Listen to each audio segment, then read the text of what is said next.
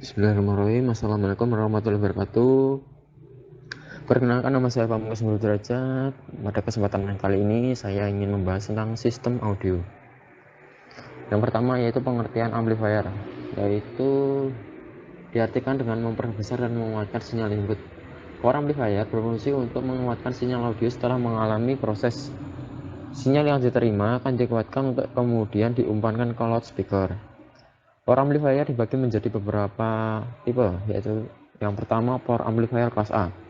Contoh penguat kelas A adalah rangkaian dasar transistor common emitter atau CE. Penguat jenis kelas A dibuat dengan mengatur arus bias di titik tertentu, biasanya Q pada garis bebannya. Posisi titik Q sedemikian rupa sehingga berada tepat di tengah garis beban kurva VCEIC dari rangkaian penguat tersebut. Ciri khas penguat kelas A yaitu seluruh sinyal keluarannya bekerja pada daerah aktif.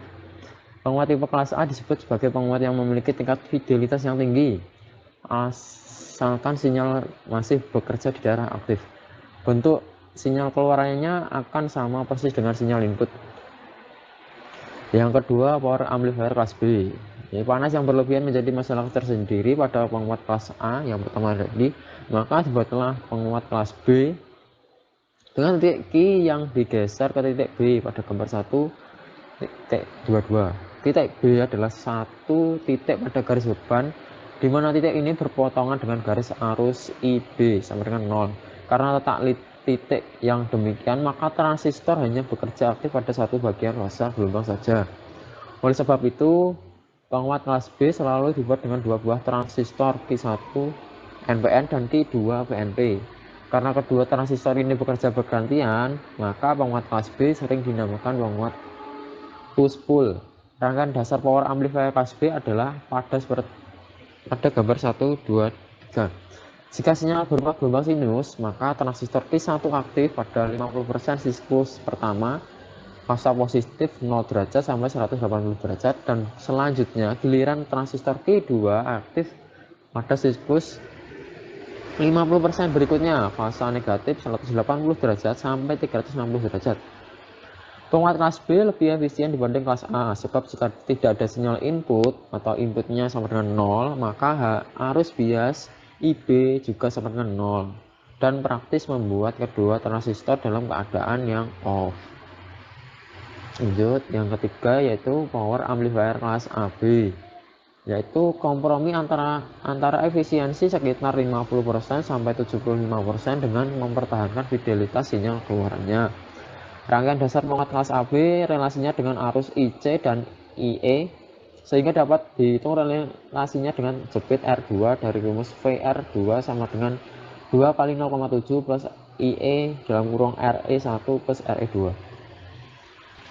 Penguat kelas AB ternyata punya masalah dengan teknik ini, sebab akan terjadi penggemukan sinyal pada kedua transistornya aktif ketika saat transisi. Yang berikut ini adalah gambar dari overlapping sinyal keluaran AB. Ketika dia melebihi, maka dia akan menjadi penggemukan. Ini penggemukan.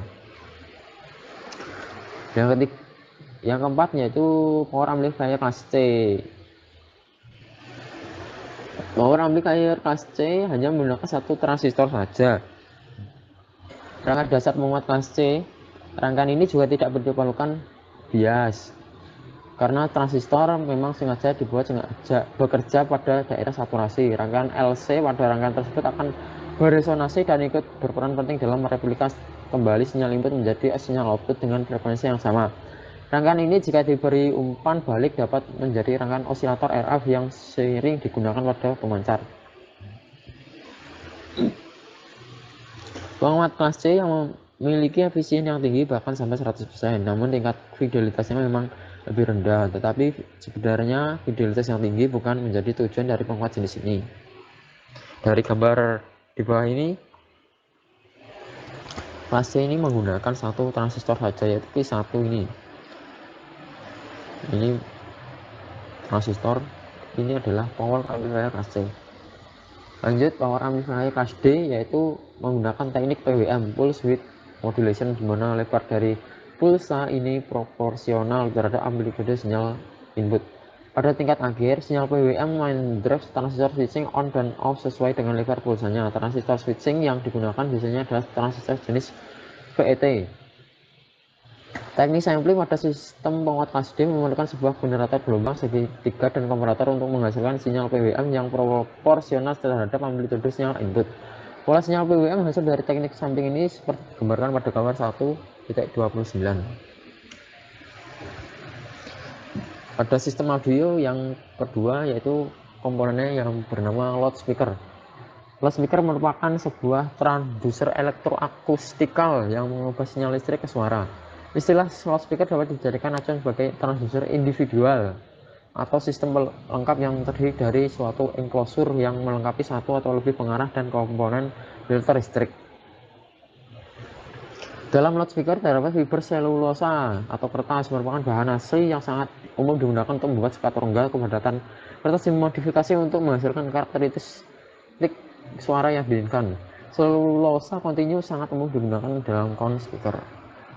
Prinsip kerja loudspeaker yaitu perubahan medan magnet di belakang speaker akan berinteraksi dengan medan konstan magnet yang menyebabkan kumparan bergerak sehingga sebagai reaksi akibat ada tidaknya arus. Konus ikut bergerak akibat kumparan suara bergerak sehingga pada suara sekitar konus akan terbentuk gelombang tekanan. Gelombang inilah yang terdengar sebagai bunyi. Yang ketiga yaitu crossover. Crossover adalah alat untuk membatasi frekuensi range yang akan diterima oleh speaker. Crossover digunakan untuk mengatur arus tweeter, mid range, mid woofer, dan bass ke subwoofer. Ada dua macam crossover yaitu crossover pasif dan aktif. Crossover pasif bekerja setelah mendapat output dari amplifier tidak efektif karena dianggap membuang tenaga amplifier. Sebab frekuensi ini yang oleh crossover pasif telah diboost atau mengalami peningkatan oleh amplifier. Yang terakhir yaitu equalizer atau EQ. Equalizer audio adalah menyeimbangkan rentang frekuensi output yang berasal dari mixing console atau mixer audio. Frekuensi yang dimaksud adalah frekuensi tone audio yang diperlukan. Equalizer ini dibagi menjadi dua yaitu grafik dan parametrik. Grafik dipakai pada equalizer rumahan, sedangkan parametrik banyak dipakai dalam dunia audio engineering. Fungsi dari equalizer yaitu memunculkan atau meniadakan frekuensi tertentu. Istilah dan penggunaan dalam equalizer yaitu yang pertama istilahnya yaitu low sharp equalizer, yaitu semua frekuensi di bawah F yang ditentukan akan terkena boost atau cutting.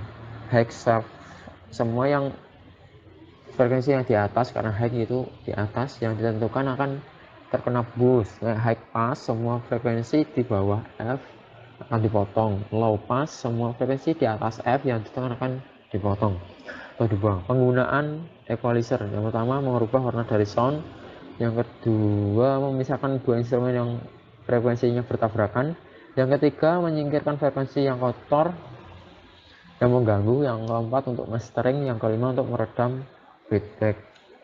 Sekian, terima kasih, kurang lebihnya mohon maaf. Wassalamualaikum warahmatullahi wabarakatuh.